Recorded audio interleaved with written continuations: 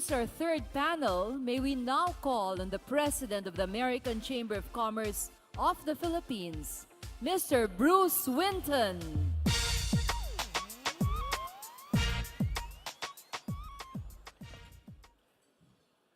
Good afternoon, everybody, and I hope you all enjoyed your lunch. I have no agenda for wishing you enjoyed your lunch, other than the fact that I'm also the general manager of this hotel. So, as we start our third session, it gives me great pleasure to welcome all of you officially to the Arangkada Philippines Forum on implementing the 10-point agenda.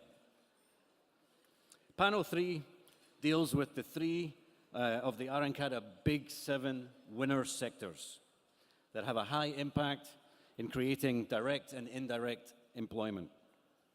These are three game-changing sectors of agribusiness, creative industries, and my personal favorite, tourism. The dictionary defines game changer as a person or a thing that radically changes an industry or a company. We hope to learn about policies that will radically change agribusiness, creative industries, and tourism in the Philippines. These three sectors are included under the point 5 of the socio-economic agenda, which prioritizes, quote, increasing agricultural and rural enterprise productivity and rural tourism. And under point 7, which advocates promoting the creative arts and creative capacity. Speaking to us today is one of the brightest reform-minded leaders in the Philippine Congress, Representative Joey Salceda, Vice Chairman of the House Economics Committee. Congressman Salceda knows his economics well from his background in the private sector, as well as in local government as Governor of Albay and the Bicol region. He is known for his well-informed, fact-filled PowerPoint presentations. So may I call Congressman Salceda to the stage, please? He will be followed by a panel discussion with the Congressman, our moderator, and 3 experts for agribusiness, creative industries, and tourism, followed by a brief forum. Thank you.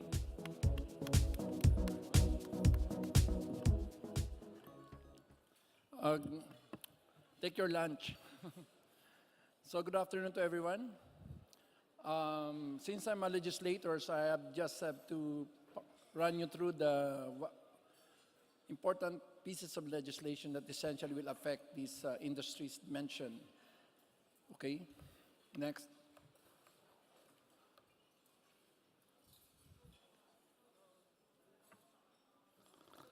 It's not prepared.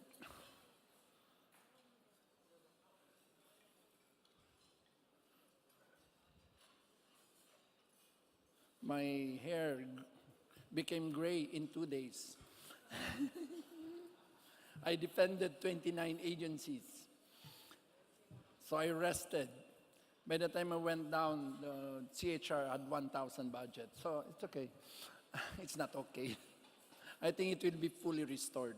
These are vital institutions, and I'm sure in VICON it will be restored. So don't fear. So I'll just run you through first. This is already finished on third reading. Next. Next. Next. Next. Essentially, the PSA, which is an old law, 80-year-old, which simply includes butchers, electric ice plants as utilities, will now be reduced to only 3: power distribution, transmission, and water pipeline and sewerage. Number 2, so this is not subject to 60-40 rule. In fact, it's not the ownership that matters, it's the operation. So in other words, you cannot operate it if essentially you'll now be allowed to operate it. Next. And the other one, of course, is I wanted really to legislate the WACC, except that on the floor it was changed, which is the weighted average cost of capital. It disappeared, but essentially it still captures it. Allows recovery of just and reasonable costs and a reasonable rate of return based on internationally accepted rate-setting methodology. So you have these essentially 2 key elements on the Public Service Act. So I think essentially we opened most of the utilities that are required to drive this three underlying game-changing industries. Next. The second would be the PPP Rationalization Act. I am the head of the TWG. In Congress, I am known as Mr. TWG. I am already on our 5th version, and I think it's very ripe. Next. Essentially, I'm trying to get the economic managers to approve it, to include critical balance of PPP, to re-inject it. Next. So easily it can do 6.3 trillion. Next. So there are simpler rules, essentially. And the investment recovery schemes, again, I put WAC. I hope it passes now, because it's very critical that investors should have a clear anchor. Essentially, if you risk your money there, therefore I think you should be able to get it back compared to other industries, as well as compared to other jurisdictions. Next. And then, of course, there are time-bound decision-making, especially on the back. So we will reduce the current project timetable to from 30 months to 18-24 months. And then the decision of bids, 15 days to decide, and then appeal 15 days after, and then Department Secretary appeal to the President in 15 days. So in 45 days, you're done.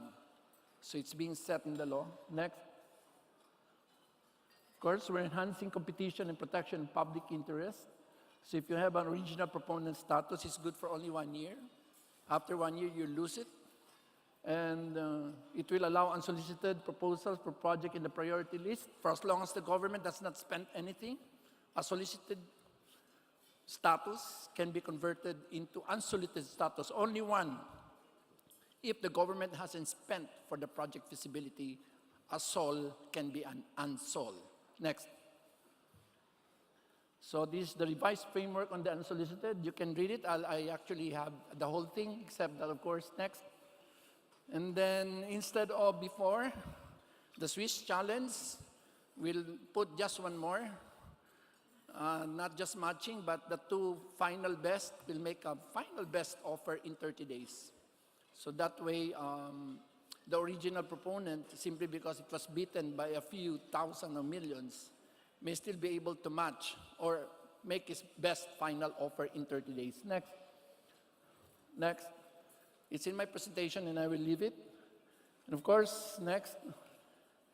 It is included joint venture as now a modality, and then we're introducing the concept of project of national significance, regardless of your status, whether it's PPP or any other status. And of course, the PPP has been injected in the 5-year IPP Investment Priorities Plan. I think I saw, where is he? Perry. Next. Oh my God. Next. So we are defining the LGU participation. I think we've institutionalized the PPP Governing Board. They've met 2 weeks ago. The PPP Center, and of course the PDMF. Next. Next. Okay. Universal access to quality tertiary education. There's so much fear induced by this. Next. Essentially, actually, there are 3 things. Produce a skilled workforce needed for build, which may require 6.4 million, or as the private analyst says, 3.4. We just don't have them, especially in terms of skilled labor force, welders, others. And underwrite the upskilling and reskilling needed by IT and BPOs. Next. Next. Next. Next. So these are the components of the act. I'm really sorry, I'm just showing. It's virtually the handiwork of Congress, of the House, not the Senate. And this is the final. Next. So it will cost 50 billion next year, and I think Congress will definitely fund this. Next. And what is more critical is, of course, TESDA with 271,500. Next. So as you can see, 36% is for construction, 22% is for tourism. So we'll provide you. So instead of the short-term 3,500, it will be bundled. Next. So you have this thing. So you have the top three: construction, 36, agribusiness, and essentially hotel. Next. Well, next, that was what I'm trying to talk about.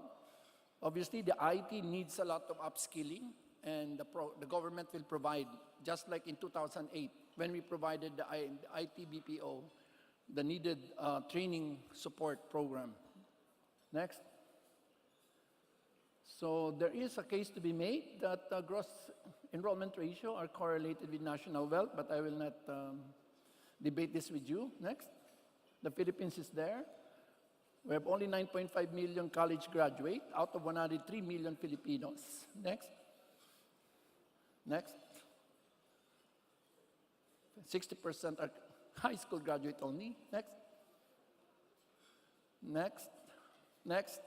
I'm really sorry. Next. I have 2 minutes. Back.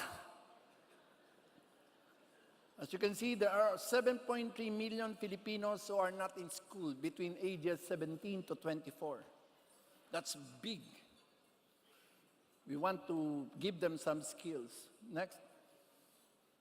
As you can see here, most SMEs have no college graduate employees. 63% don't. Next. And based on the latest, the economics suggests that firms with no employees with posts are less likely to be innovators. So we need more college graduates. If you graduate every year, we have 9.6 million, 1.8 million are abroad, and 1.6 are in government. That leaves less than 6 million for private sector. Next. Next, sorry, Science for Change. It is now being finalized under technical working group. I'm not.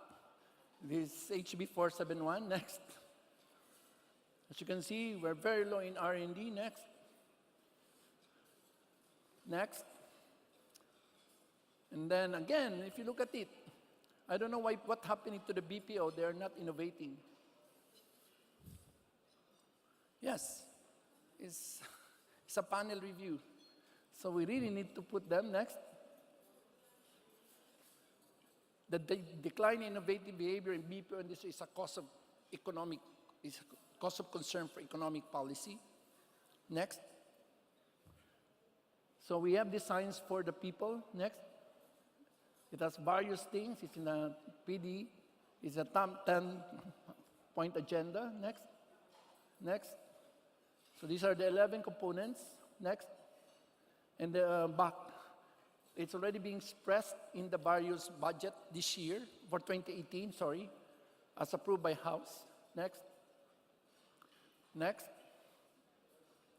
Next, sorry, next. I have 46 seconds, next. And you can see, when I became congressman again, I said, how many people do you send abroad? 31. Next year, we are sending 145. Scientists, I want actually more. But it's the only thing we can afford. We're sending more scientists abroad. Next. Next. Thank you. 19 seconds more. Thank you very much. The Honorable Representative Salceda, kindly stay on stage to join the panel discussion. And now may we call on the moderator for this panel, entrepreneur, corporate executive, and communications professional, Mr. Quintin Pastrana. Joining him are panelists representing these three industry game changers. Representing tourism is the Undersecretary for Administration and Special Concerns of the Department of Tourism, the Honorable Rolando Cañizal. Representing creative industries is the EVP of Management Center Asia and a creative industries expert, Mr. Henry Schumacher. And finally, representing agribusiness is the President of Cargill, Mr. Philip Soliven.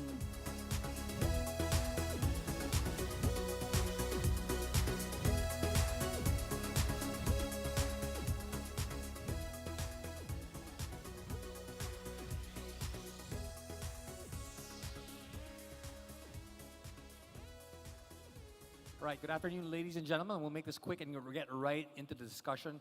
Congressman, thank you so much for outlining a robust and progressive agenda. We have three disparate industries, but they are the game changers, as Arangkada organizers like to say. But one thing that connects them together, the common denominator here, is the need for infrastructure and government support. So I'd like to get your views on that lens as to where your industry is right now, the industries that you represent, tourism, creative, and agribusiness, and what do you need in terms of the specific infrastructure development plans and programs for support, incentives and otherwise. Undersecretary? Thank you very much, Quintin. For the tourism sector, the need for infrastructure is very vital. With about 7,107 destinations that we have, it's really very important that we connect all of these destinations. And when we talk of infrastructure, we're talking here of airport and roads. But now we're also looking at seaport as part of our development program, because we see the development of seaports, specifically on cruise tourism, as very vital and a game changer for the tourism sector. For the road development, we're very happy that the Congress has been supporting us in terms of the convergence program with Public Works and Highway in terms of putting up roads leading to tourism destinations. In the previous administration, we were able to construct 2,500 kilometers of roads, and hopefully with this new administration, we'll be able to complete around 4,000 kilometers of road that will eventually connect tourism sites to tourism gateways. And there's also the factor, Undersecretary, of boosting domestic tourism apart from international and regional tourists. Henry, we spoke earlier, you spoke about this industry being relatively new. The industry is just getting together as a group. Tell us, what stage are you in right now, and what kind of support would you need, especially on the technology side, and getting your roadmap in play? Yeah, thank you very much. I think we have been discussing about creative industries for a very long time, and have not really gotten the message across to everybody how big that industry is, what the potential of that industry is. So I have good news and bad news. Let's start with the good news. The industry has decided to come together, and we have formed an organization so that basically we move from there. We know pretty clearly that we have to create a master plan and, more importantly, a communication plan. The bad news is that we have not succeeded to be recognized by government. Government is ignoring basically this enormous sector that is employing at the moment about 5 million people and has 11 billion of revenues in US dollars. And the potential is basically linking up with the KPM industry and linking up with what you're going to talk about later, artificial intelligence and so on.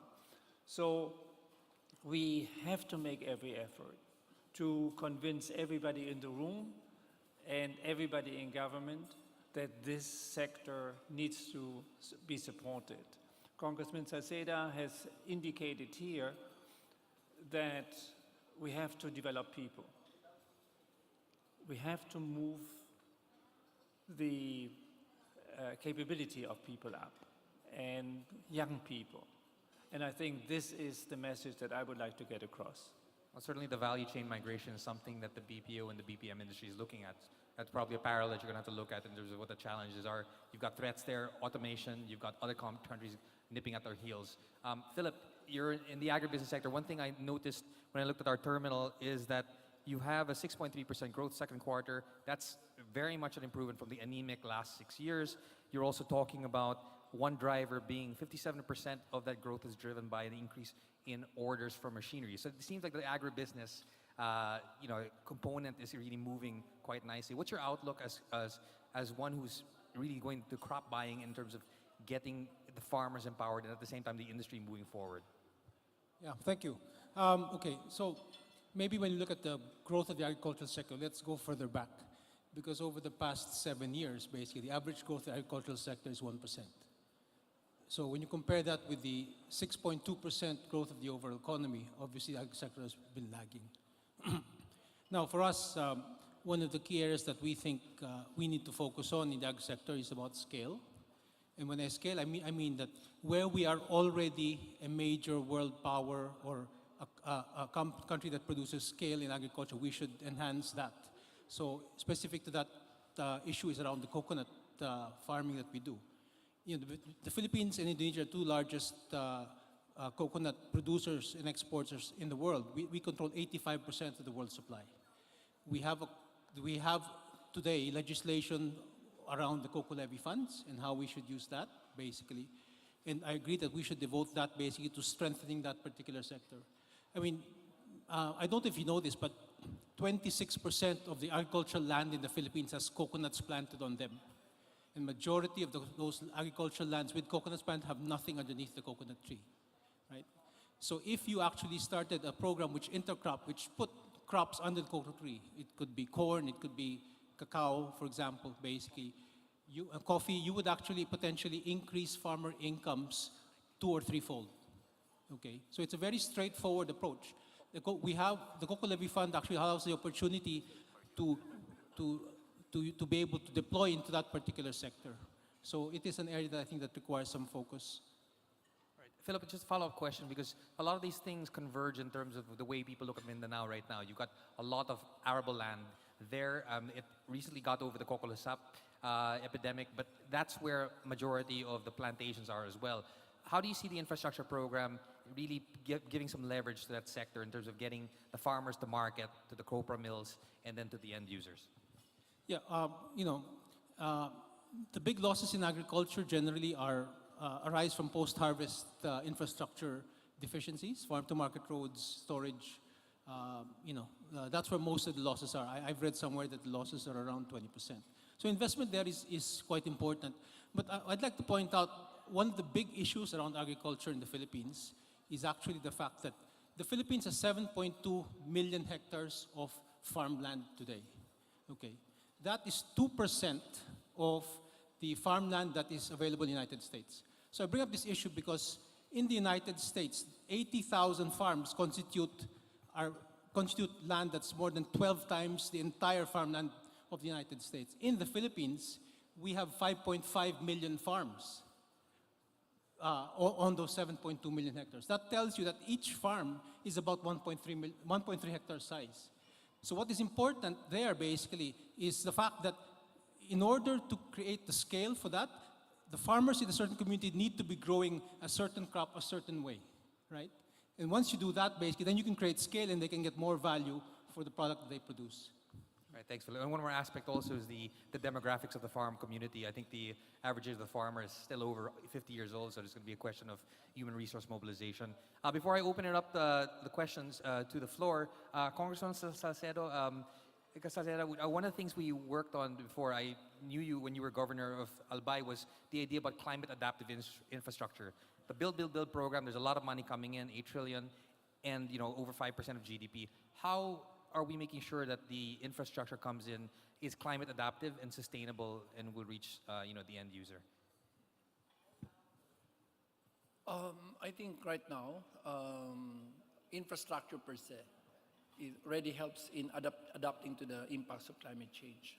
It's simply because the absence of infrastructure that makes people vulnerable, for example. And second, I think we have enough policies already. They just have to be implemented. This country has so many laws. In fact, every time we pass a law, it's more like a rationalization act. So we just keeps on rationalizing so we can essentially adapt it to changing, more permanent trends. So in general, I think more infrastructure. Second is implement the laws. Thank you, Congressman. And note also that the process at the NEDA board is very, very interdisciplinary also and takes into account the environmental angle. Now, we'd like to open up the floor to questions. You've got a really robust and diverse panel here. This is the future of the industry. So let's get our questions together. Please identify yourselves and go directly to your question. Yes, the gentleman. I'm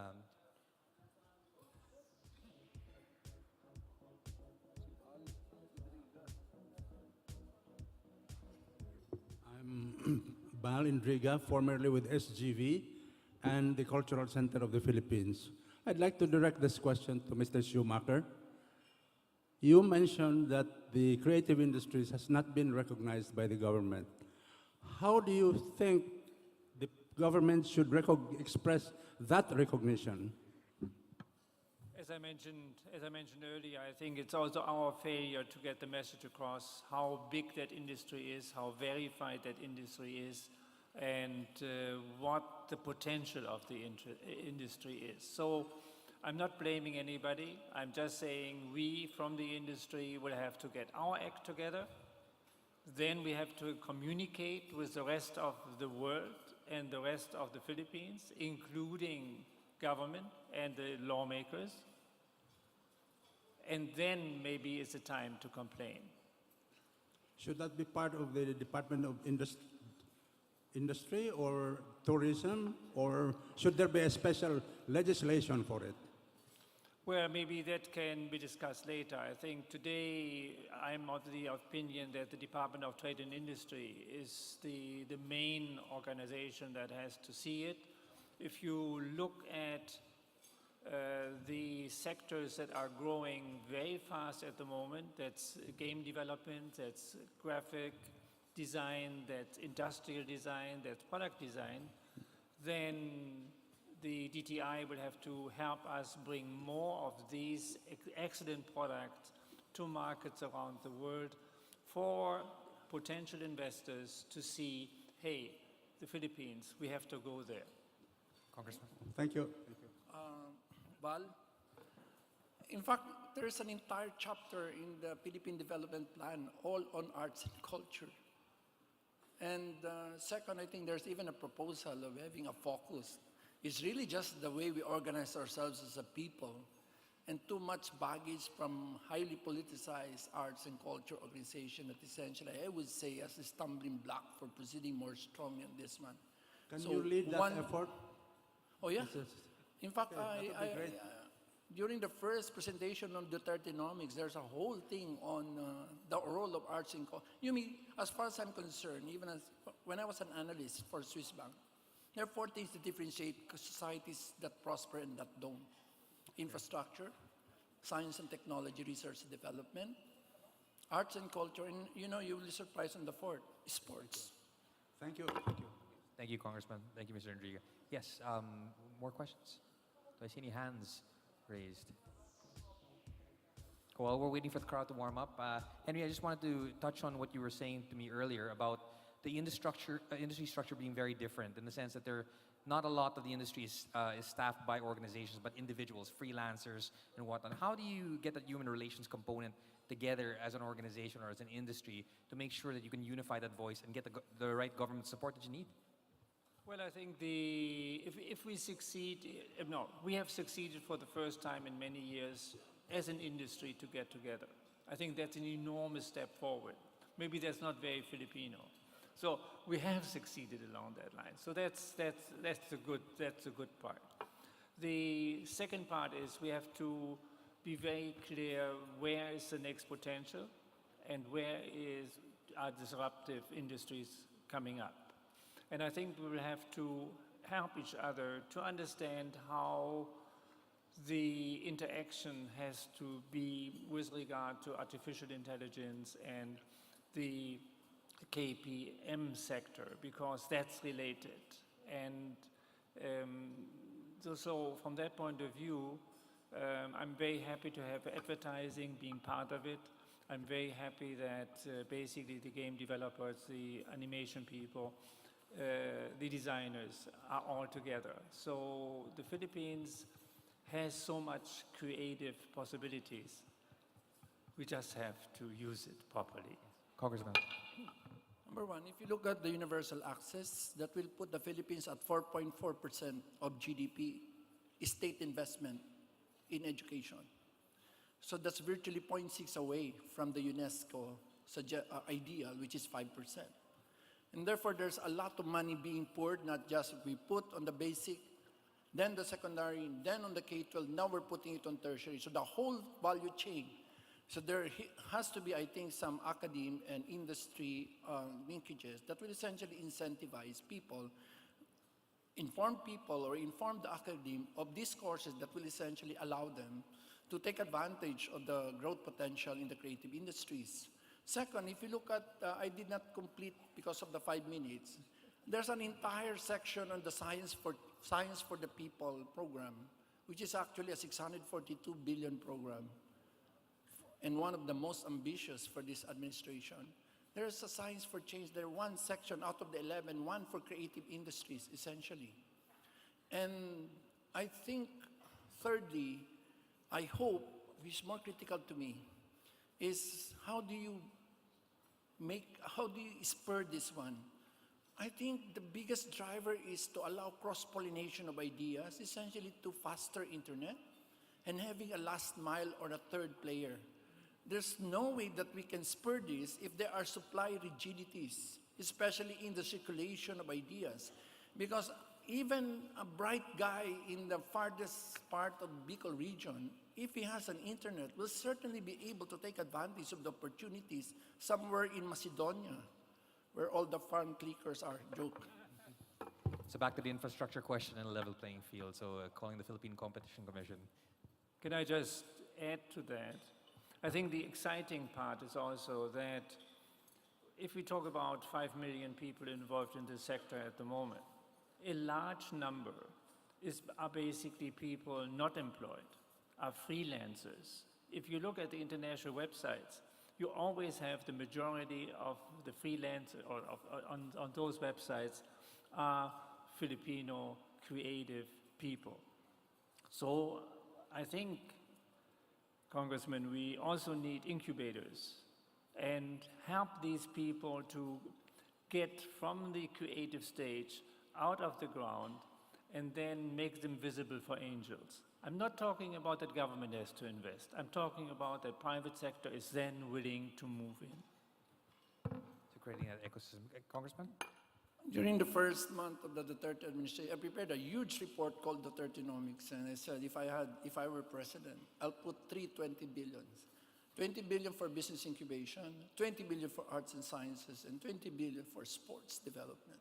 I think but right now, I think as I go through the entire political economy in Congress, I think increasingly, last mile backbone is very critical. I can see that, I can feel that. So I think that is why the PSA, which is the Public Service Act amendment, is very critical because it can certainly take away any investment rigidity or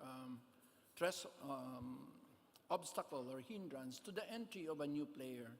And second, I think the entire funding for the educational sector can easily be tweaked towards, and thirdly, socioculturally, it does fit the Philippines because we are fond of staying with our parents.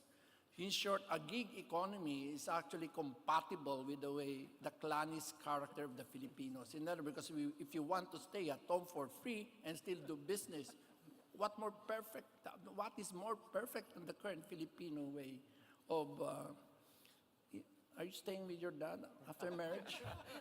After a few years now. Thanks, Congressman. Gentlemen, I mean, there's one thing I want to talk about and touch base now on the agriculture and the tourism sector. One thing that is also driving those industries forward is ASEAN integration. I mean, on our 50th year, you've got a Kuala Lumpur Declaration 2025. What are your roadmaps in terms of looking at ASEAN itself as, cross-fertilization ground and, more importantly, trading partners and at the same time getting more tourist arrivals from the region? Philip, please go ahead. Sure, yeah. Okay, so the ASEAN integration clearly provides an opportunity. I mean, there are obviously risks associated with essentially free trade across the ASEAN borders, but it also provides an opportunity for Philippine agriculture basically to prosper as well.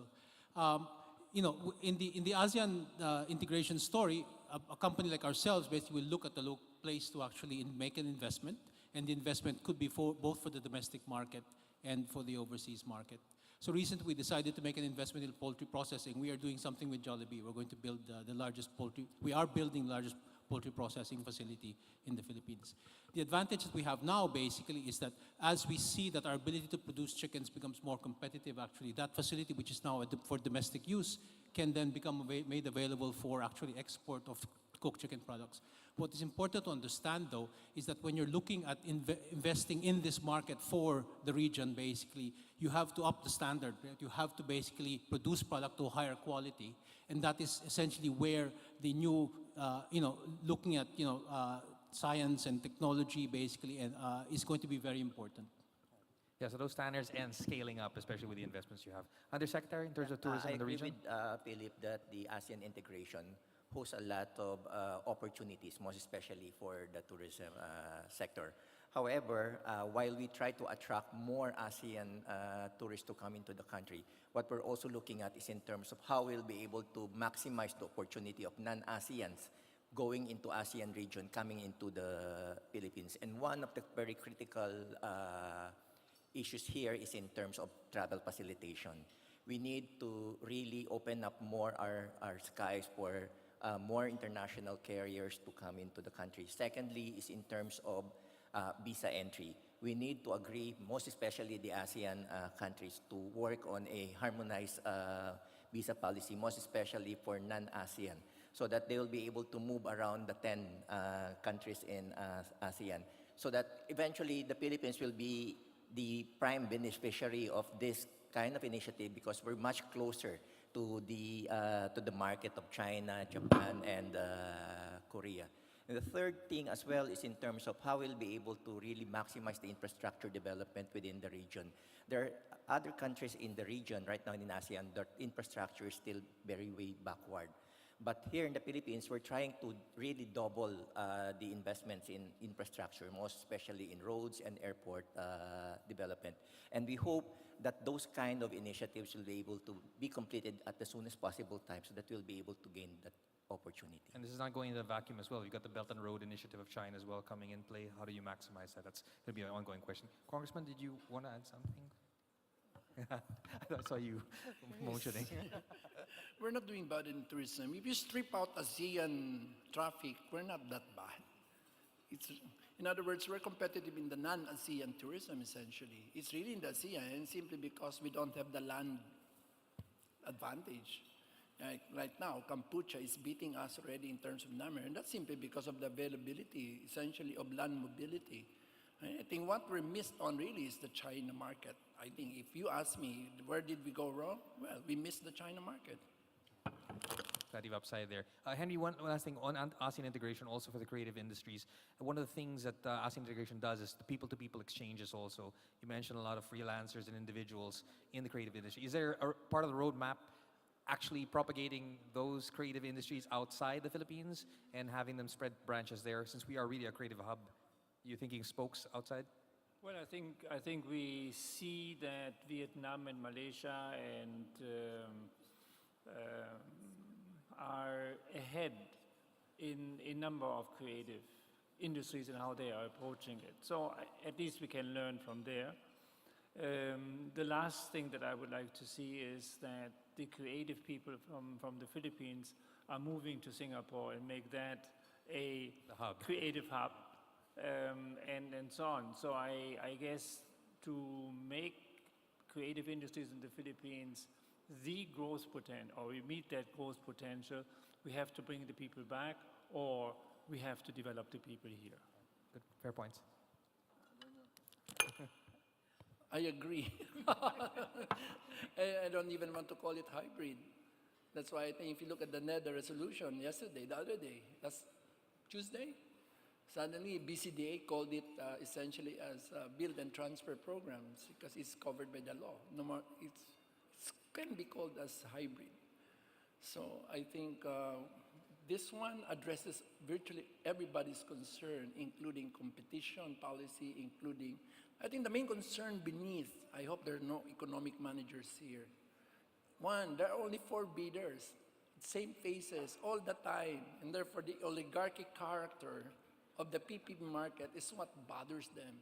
And sometimes some of these projects are essentially virtually fitted to suit certain oligarchic interests. So I think that is the principal driving fear beneath why, there's not gung-ho. Because if you can see some of the trends which I didn't place there, we are going better FDI. If you want FDI to support support infra. You can't use it. It is not a loan. Second, ensure the only way you can harness the FDI, half of which really is retained earnings, is really to open up it to PPP, and therefore, and second, if you want to raise 8 trillion and to get a tax of 8 trillion, my God, you have to tax 7.2 trillion, 72 trillion. Why don't you just allow the 6 trillion to be opened up to PPP, and then you don't have to tax everyone? I mean, from a pragmatic businessman perspective, a PPP certainly offers, should be part of the buffet. So I think I'm getting there.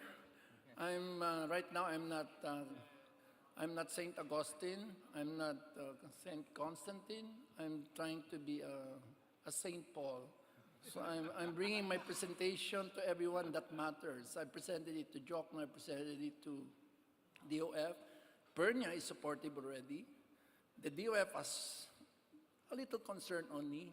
It's really, I think, the doctrine of vested interest that essentially is the driving wedge between getting this PPP across. But I think if you want to really drive infrastructure, you've got to do PPP in this country. And a case for a bigger base of players. We have room for one last question before we have the panel wrap up. Ladies and gentlemen, please take advantage of the leaders here and on the panel. All right, your presentations and reactions were very well received, it seems. But I would like you, we have a few minutes left, if you could just have a closing remark in terms of where you see the industry by the end of President Duterte's term. Where do you see the industry itself? Because you know, you're looking at a very ambitious program of reducing the poverty rate to 16% from the high of 21% that it is right now. Your industry itself, where do you see the outcomes and improvements the way you're planning it right now? Philip? Oh, okay, yeah. Well, we are very heartened by the fact that the government is very focused on agriculture and very focused on investing in the countryside. We think that's very important. You know, we see some legislation around free irrigation. Free irrigation itself can be quite helpful.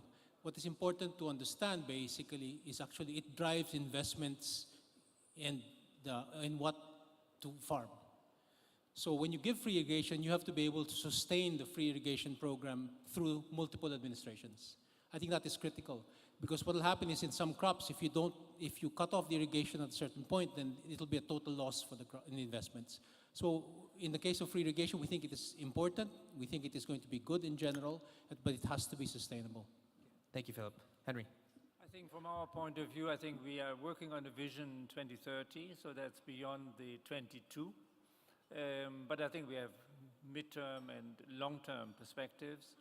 The BPM, KPM sector is an excellent example of how things can move and should move. And I would like to see the value of creative industries being in that area where the BPO or BPM, KPM industry is today. In terms of number of people, we will be far ahead. Okay, and you got your benchmark and your peg. Undersecretary?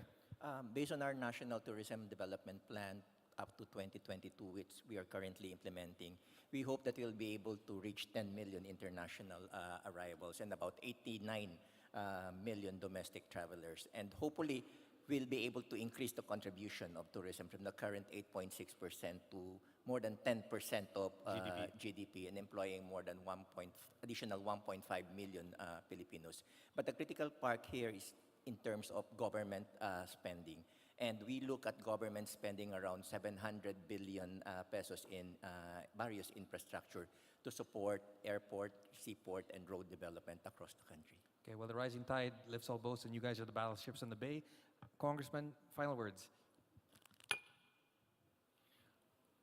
If we get the train out of the Senate, and for some modest gains, and whatever is the gap, we can do PPP. I think this country can easily do 8 to 10%. What we're missing is one, there are simply no technocrats and bureaucrats. Second, our labor force does not have the skill. To me, that's why all the solutions I made is really to get the structural rigidities off And therefore, it's really on the supply side that will essentially we are trying to focus on through universal access to tertiary education, because it is very critical in various departments. If you do a capacity assessment, there are very few technocrats, very few bureaucrats that will drive the growth that's needed in order to achieve an 8 to 10%. But there are enough economic models that suggest if this country does 7% public goods to GDP, we'll easily hit 8 to 10% GDP, provided, of course, those intermediate variables are there, which is the availability of skilled labor force and managerial skills. Congressman, thank you for framing for the fundamentals. Ladies and gentlemen, let's give a round of applause to our distinguished panel. Thank you very much for your leadership and your remarks.